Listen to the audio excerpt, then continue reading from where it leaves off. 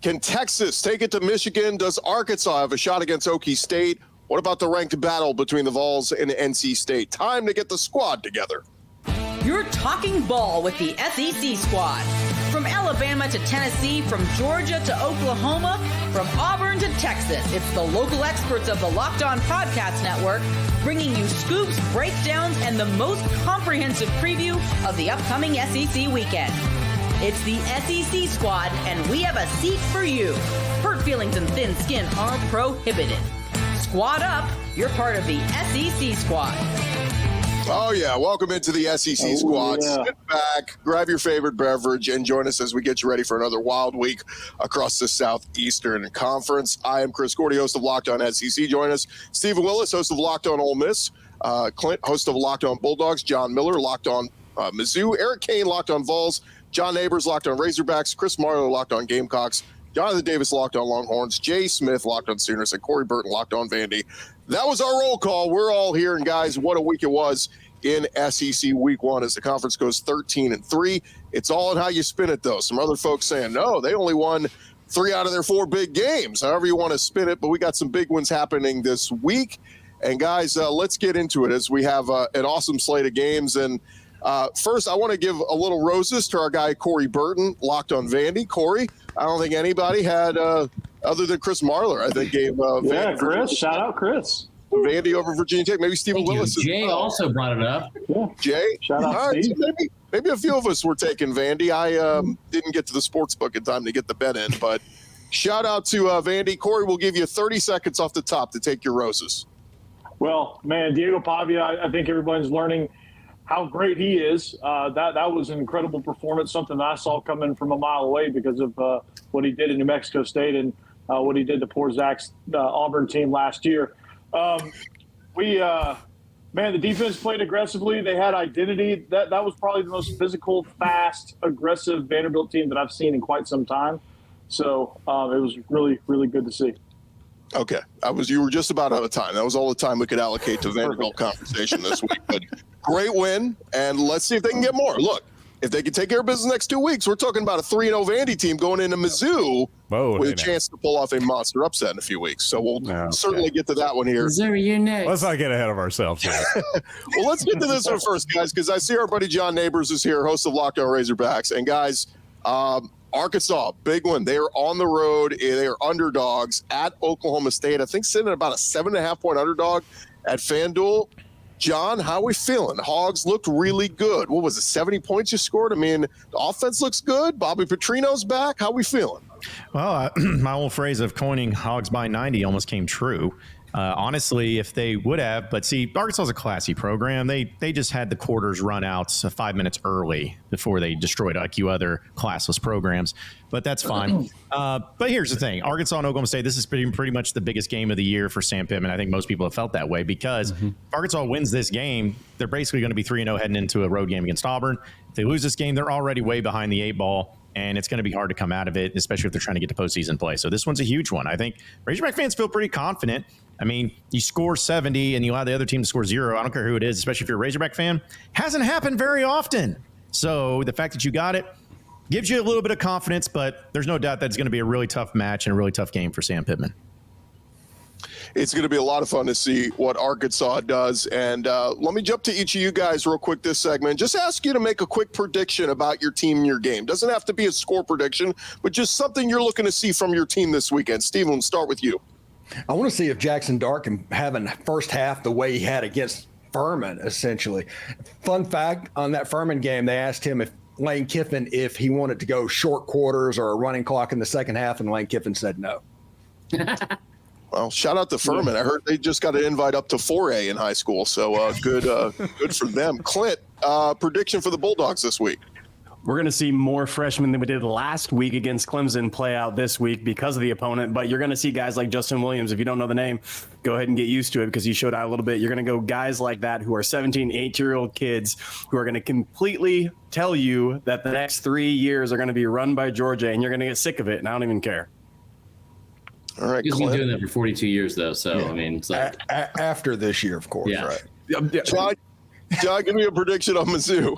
Well, Missouri big favorites against Buffalo. Tigers start off the Corey Batoon era as defensive coordinator with a shutout against Murray State. Like to see more good defense this week. Also, if there's one thing to complain about offensively, Brady Cook a little too strong on some of his deep shots. I think that was just maybe a little early season thing. Dial it in. We'll see in week 2. John, you say that.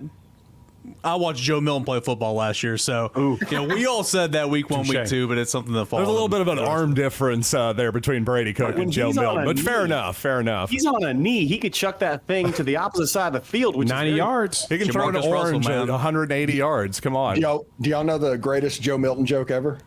Do it. Hit us, Steve. If you need a quarterback to throw the ball 40 yards, Joe Milton can throw a ball 40 yards. If you need a quarterback to throw it 10 yards, Joe Milton can throw the ball 40 yards. Every time. Yeah. It's very true. And as we know in the NFL, they ask you a lot of times to get on your knees and throw it 80 yards. It happens all the time in the NFL. All the time. Right. Eric, give Flight me to Marcus Russell is an all-time great. Sometimes they get orange to throw. Eric, give me a thought on the Vols and my Heisman pick, Nico Iamaleava. The orange went over 100 yards, by the way. Tennessee. Western Carolina had 9 TFLs against NC State last week. They were leading NC State into the fourth quarter. I think NC State's going to play much better. But if Western Carolina got 9 TFLs against NC State, Tennessee's defensive line is going to get at least 13 or 14. No joke. Tennessee by 2 scores. I think Casey Concepcion is going to give Tennessee's defense a whole lot of issues. But I like Tennessee by 2 scores against NC State. Neutral field. Hopefully they don't bring out the mayonnaise, though. That's kind of gross. Corey, don't know a ton about Alcorn State, but give me a prediction for Vandy this week. Well, Vandy has got some things offensively that they can still work on, vertical passing game, and continue to improve the option game with Pavia and the running back. So just looking to get a little bit stronger as they get ready for Georgia State the following week and Missouri as their first conference game. Corey, it's good to know that Vanderbilt still has some things to work on after that win. Good to know. Yeah. I thought they were a finished product. They are. If they win this week, we call that a winning streak. I mean, that's pretty impressive for Vanderbilt. Honestly, the most free money thing in the history of free money was Vandy over 2.5 wins. Yeah. Oh, yeah. Try to tell you. I ran the FanDuel on that one. I didn't know that. Yeah, I took that one too. I was in Louisiana. That one is definitely one that you wanted to lay hands on because, again, that was free money. Oh, wait till they lose at Georgia State. Then we'll all be sweating that one out until the end of the year. Jay Smith, give me your prediction for the Sooners this week. Fun fact for the Sooners, we held Temple to under 200 yards. First time we've done that since 2017, the first year we had Lincoln Riley. That's why if you wonder why, people have some angst with Lincoln. So my prediction in this game, another under 200-yard game. Allowed defense goes out there and dominates. Hey, drink or call a therapist every time Jay brings up Lincoln Riley.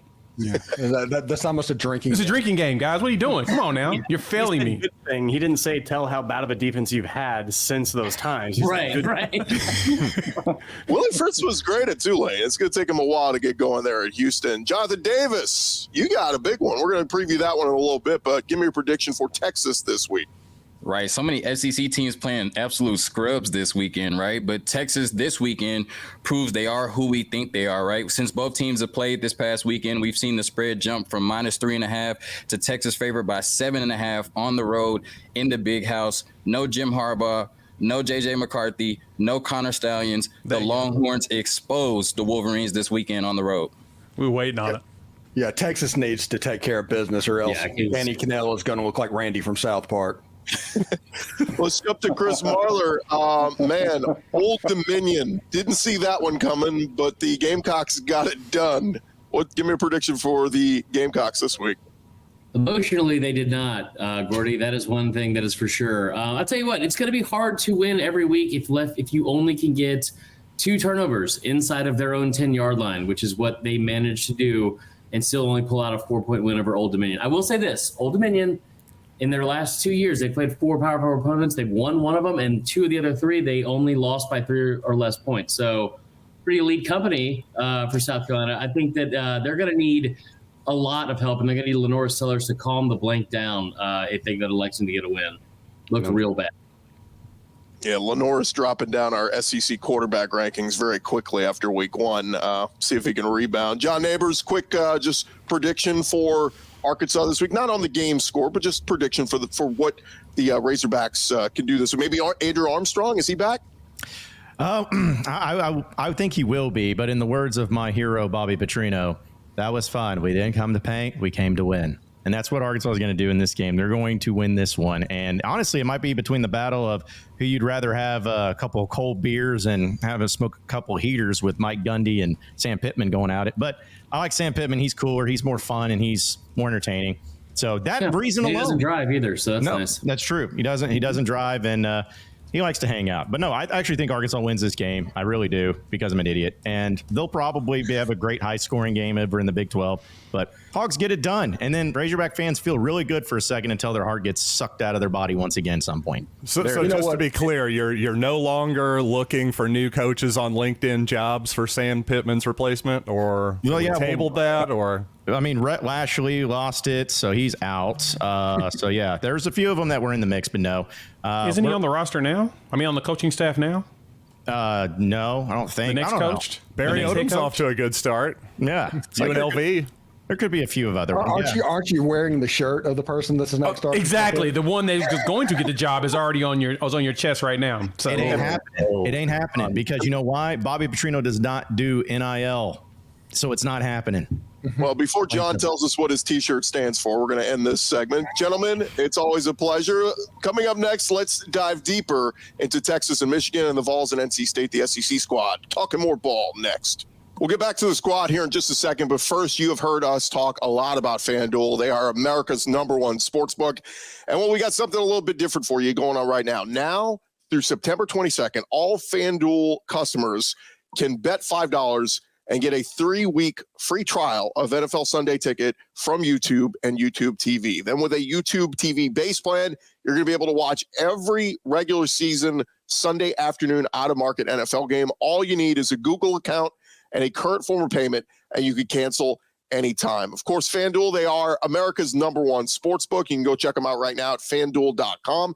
And they got some great action up there. They got lines coming in this weekend. If you like some of the underdogs, if you like Arkansas at Oklahoma State, they're sitting at about over a touchdown underdog.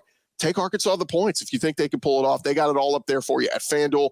Go take advantage of that special offer. Again, a free 3-week free trial of NFL Sunday Ticket from YouTube and YouTube TV with a $5 bet at FanDuel.com. The SEC squad rolling on here as we're getting into week 2 action, and we want to dive deeper into some of these matchups happening this weekend. So let's jump into it as we talk Texas and Michigan. It is the reigning national champs with all they lost, and they didn't look great in the first game of the season. Texas did, whooping up on Colorado State. But how are we feeling, gents, as the Longhorns? Are they the real deal? This is a great opportunity for them early in the season to go on the road and get a tough victory in a hostile environment. I like the idea. I like this thing because if Texas can fit man up and stop the run against Michigan, it's a chance they can win this game by a couple of scores. If Michigan can run the football, it's going to be a really tight football game. Yeah, Texas is in a bad position because Michigan is down. They have to go in there. They have to beat up. They're the favorite on the road, and there's a real chance that Michigan does that and runs right through them and gives the blueprint, because I don't think Texas is particularly tough down the middle of their roster. And so I actually think Texas is in a kind of a lose-lose. They got to blow them out to really go ahead and cement themselves as favorites. If not, people are going to be saying that's not the Michigan of last year. That's not the Michigan of old, and they could get dogged on. It's still a capable Michigan team, though. Like, if they go in and win by 8 points, like if the final score is 28-20, is anyone really going to look at that outcome and say, Texas is fraudulent, they beat Colorado State, and that doesn't mean anything, it's an inferior opponent? Far be it from me as an Oregon guy to crap on beating up on inferior opponents, because apparently that's a lot harder than it looks sometimes, everybody. But I like Texas in this spot. I think they're a much more complete team. Michigan's trying to figure things out, and at the very least, I think Michigan's offensive line, or Texas's offensive line rather, can handle and not get dominated by Michigan's defensive front, which is among the best in college football. I'm sorry, this game's in Ann Arbor, right? Yes, this game is in Ann Arbor. Since when is going on the road to a place like that ever going to be, win by 8 or 9 points, and it's not even? I mean, come on, just go get the win. Like, I understand Michigan's down a little bit, but I mean that's going to be a tough road game. I mean, just go up there, find a way to win, get the win, and then regroup. I mean, I will say this. It's, look, we enjoy the SEC because we get night games. The stupid Big Ten, this is the dumb big noon kickoff, so it's an early game. It'll be loud, but it wouldn't be as loud and rocking as a night game with a full day of tailgating. But Jonathan, sounds like hearing Steve Sarkisian this week, he likes the early games. Yeah, he said he likes, it being a morning operation, whatever that means. But, when you look at it, Michigan being the number 10 team in the country, I think they're still getting a little bit too much credit for, who they were last year, right? Like when you look at this football team and what they did against Fresno State, less than 5 yards per attempt in terms of passing, almost all of their passing yards going to the tight end, their best player in Donovan Edwards, 13 touches for 27 yards. I really just don't see a path to victory for this Michigan team. I mean, like Clint said, I guess Michigan is hoping they could just go out there and run for 200 yards and just keep this Texas offense off the field. But I think Texas has too many ways to attack them on offense, and their defense is elite, right? You got those two big defensive tackles up front. Both their edges are both graded, over 90 by Pro Football Focus. But that defense can only take so many 3-and-outs by the offense, right? Like all, Pete Kwiatkowski and this Texas defense has to do is just force them to throw the ball, and they cannot match Texas score for score. So, like I said, you go in there, you try to win by, 1 point, 10 points, whatever. But like I said, Michigan is not the 10th best team in the country, and Texas will expose them this weekend. It's going to be interesting. Quick raise of hands. Anybody going to take Michigan in the upset? Okay, John Neighbors. John's all in the upset train. By the way, can I, John, while we are raising your hand here, you think the Razorbacks are going into Stillwater and walking away with a victory? Sure, why not? I mean, it's college football, man. That's the thing. I suppose I've seen crazier things happen. Honestly, it's the only reason I raised my hand for Michigan to beat Texas. It's not because I'm like, oh, Michigan's a better team. And let me break down the depth chart here and why the linebackers are going to do. Like, no, it's college football. It's chaos, man. It is chaos. So if you have a chance to bet on chaos, take chaos. That's exactly right. And let's not act like Oklahoma State's some world beater. It's like, Mike Gundy's been a good coach there. But I've been relatively down on Oklahoma State compared to others. I don't think they're going to sniff the Big 12 championship game. They have Alan Bowman at quarterback, for goodness sake. They are a tough team to beat at home. And look, I can appreciate the home cooking there, I suppose, a little bit, John. I just feel like going on the road to pick up that win would certainly be a potential job saver for Sam Pittman. But he lost to UCF 45-3 last year. I'm taking the Hogs on the road. Raise your hand if you got the Hogs winning at Oklahoma State this week. They stop Ollie Gordon. Still got love for the Big 12, I guess. All hail Mike Gundy. All right, 4-3. We got the Hogs pulling off the upset. One more game to talk about this segment, guys. It is the Vols and NC State over there in Charlotte, Bank of America Stadium. Eric, Nico Iamaleava, a lot of people talking about him as a Heisman contender after week one. I know it was Chattanooga, but good opportunity here to go beat a good NC State team. Yeah, really good opportunity for Tennessee, for Nico. He torched Iowa's defense in the bowl game. He torched Chattanooga. Have an opportunity to see what he does against NC State. Then you get into SEC play, and we'll see how good Nico is. But no reason to slow down that hype train. I think that he's got all the tools, explosive plays back in this offense. I think in the game overall, I mean, NC State played 19 players defensively and squeaked out a win over Western Carolina. Tennessee played 30 players in the first quarter defensively. I mean, Tennessee's going to do that again. They're just going to wear them down, and that's why I think Tennessee on the road to Oklahoma in a couple weeks is going to be an issue there for the Sooners. But I'm excited to see Nico play. I think Tennessee wins this by 2 scores.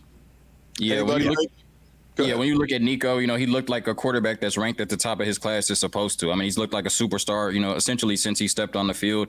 And like Eric, I think that continues again this Saturday. I think Tennessee wins comfortably.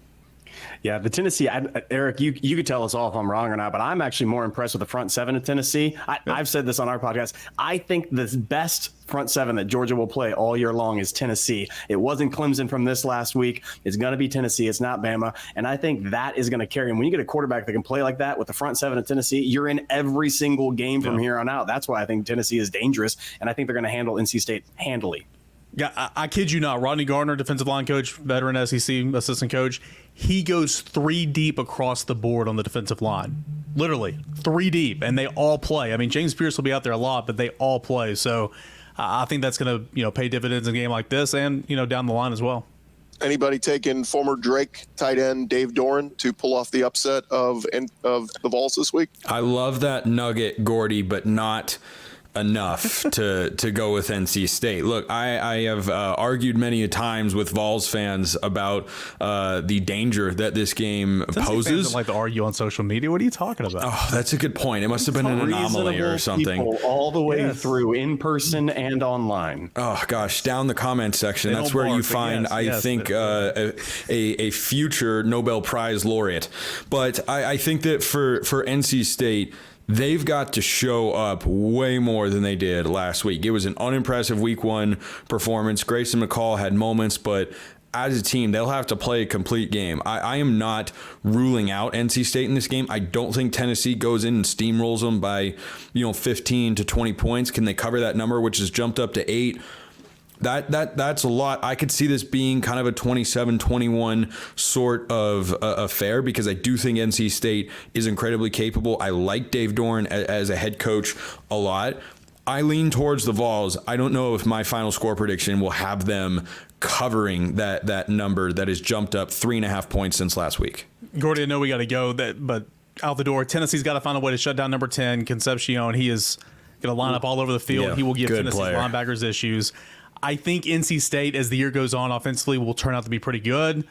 They're just not there yet, and Tennessee's a much more veteran-led team, even with a young quarterback. So, that line's jumped up big time. I mean, I think Tennessee by 2 touchdowns in this game is just – I've kind of had that feeling, so I guess we'll see.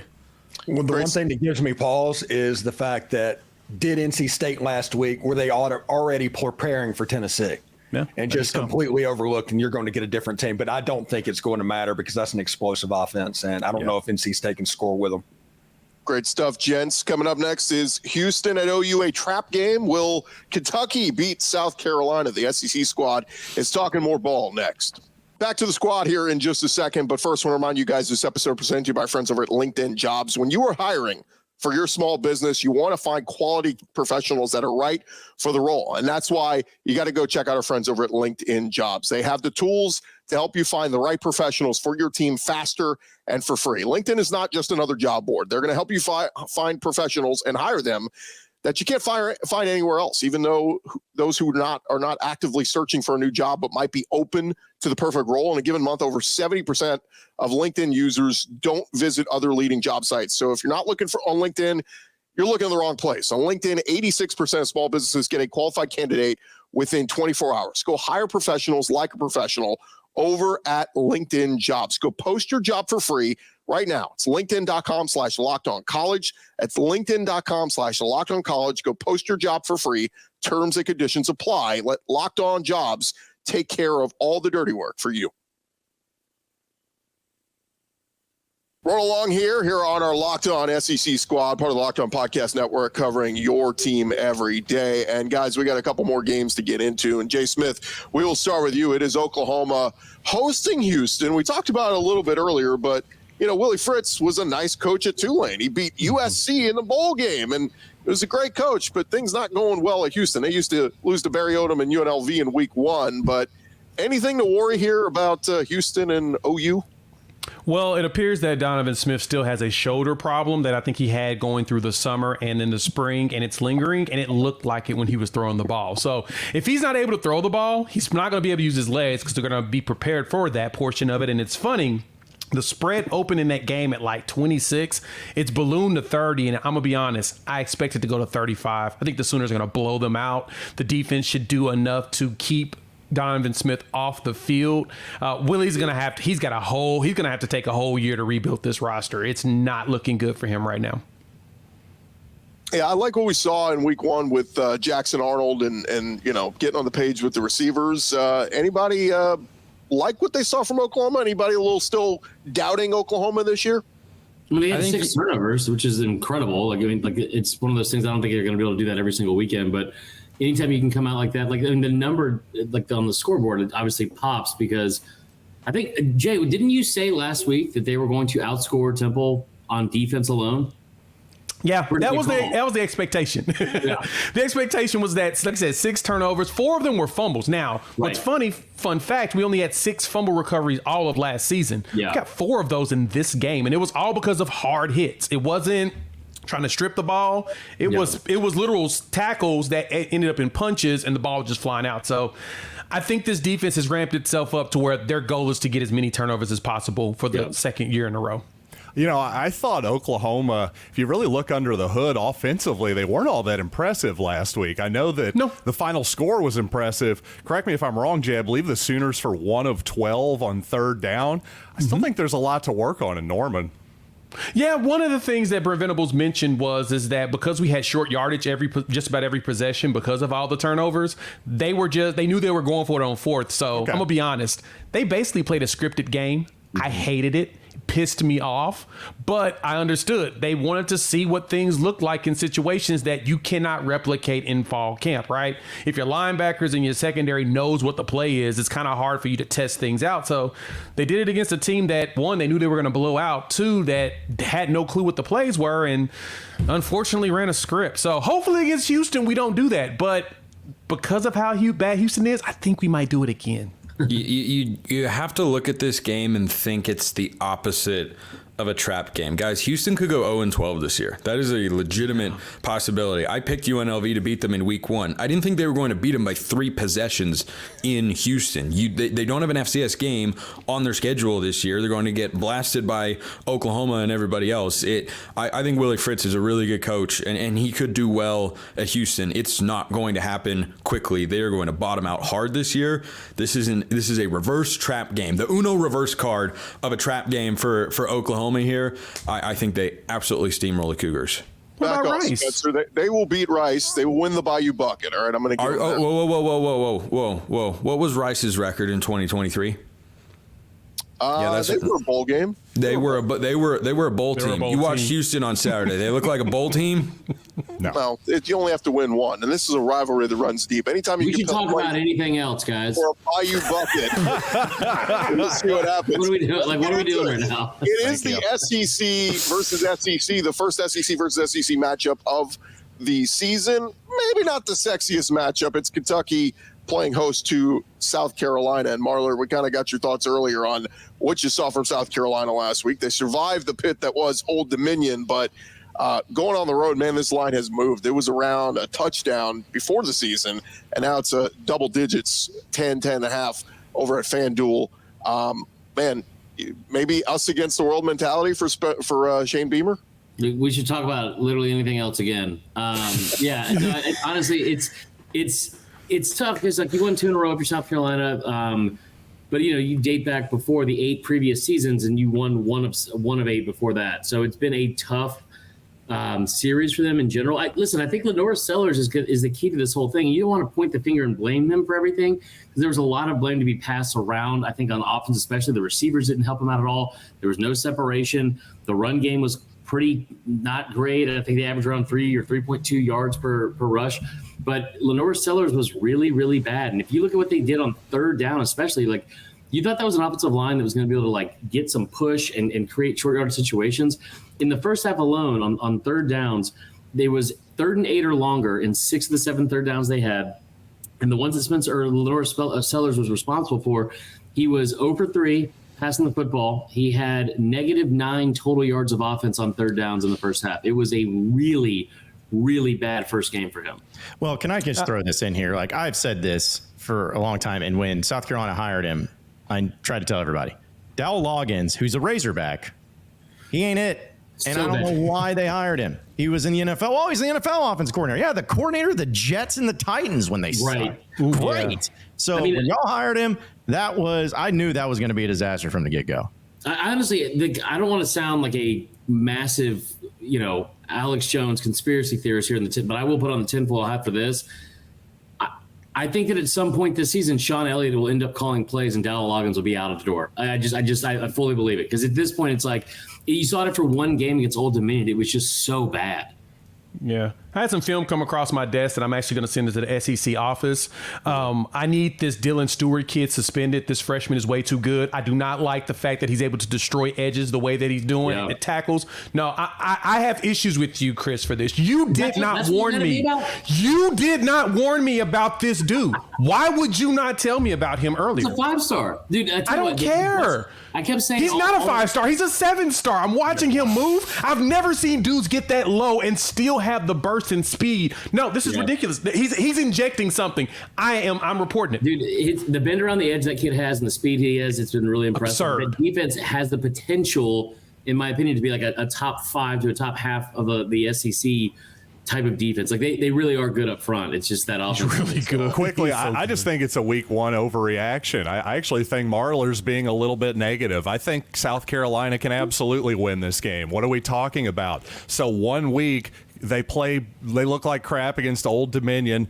I just heard the previous segment. We were all talking up, hey, Old Dominion, aren't they great? Well, maybe the Gamecocks can actually bounce back here. It's 1 week. Where's the evidence that Kentucky is great, is my opinion. I'm not sure what to make of them yet. I'll give the counter here because I'm probably the only person here who watched Kentucky Southern Miss last week. But Kentucky didn't even finish the whole game. They had the 2-hour lightning delay, and then they had another lightning delay, and they said, let's just scrap the game. But they accomplished a lot in 2 1/3 quarters of a game before they called it. I mean, Brock Vandergrift threw 3 touchdowns. Barry and Brown looked good. Dane Key looked good. Defense looked great. Two interceptions. J.J. Weaver had a sack. I mean, Kentucky got a lot accomplished. I get it was Southern Miss, but they didn't even play a whole game, and they put up some nice numbers. So I think they're at home, Kroger Field. They're looking to make a statement. They lost to Shane Beamer in South Carolina last year because they had the quarterback injury. I think they want to make a statement, and that's why they're a double-digit favorite right now. Good point. That's way more negative than what I said, John. Yeah, well, I should definitely jump through the Zoom and choke him for sure. All right, fellas, let's go. As we wrap up, just a quick hitter. South Florida give Alabama any trouble? No. I love that South Florida is all over Bama Twitter right now. It's hilarious. And I will say this, and for any Georgia fans that are lurking, let's be very clear, because those two fan bases are already at it and at each other's throats. South Florida played Alabama a lot closer last year for 60 minutes than Georgia ever did. So let's be very clear about that for any Georgia fans that are still lurking around. Yeah, it's not also going to be a monsoon, so I think that actually kind of helps Alabama in this game. I mean, playing in a monsoon is pretty tough. Yeah. Also, Chris, I think that your statement on Georgia not being as close to Alabama as South Florida is true. If you remove the times where Georgia beat Alabama, I suppose that tracks. Did you say times? Okay, the one that's time. Happened one time in the last 15 years. The one time that they beat Alabama, I'm just saying. Chris Marlar, our resident Georgia fan. I love Spencer, it. I totally get what you're saying, but if you're going to say plurals and we're going to talk in literal facts, I mean, it's been one time. Valid. Misstep on my part. The ultimate wild card, Mississippi State, Jeff Lebby, they look good. It was Eastern Kentucky. Anybody taking them to win on the road to Arizona State? I don't even know what Arizona State is. They're going to win that game. Jeff Lebby's going to go out there and just. No, they're not. They're going to win the game. No, love it. Mississippi State. Not. Kenny Dillingham year 2, Jeff Lebby year 1. Sam Levitt does enough for Arizona State to win that game against Mississippi State. They have never beaten an SEC team in Tempe. That changes this week. Wow. Well, we love it. We'll be watching. We'll see what happens this weekend. Thank you, gentlemen, for joining us. The SEC squad will be back next week here on the Locked On Podcast Network, covering your team every day. Reminder, follow and subscribe to your favorite SEC show. We'll be covering your favorite teams every day throughout the season. Don't forget, I've got you covered for the entire conference every day with Locked On SEC, part of the Locked On Podcast Network, covering your team every day.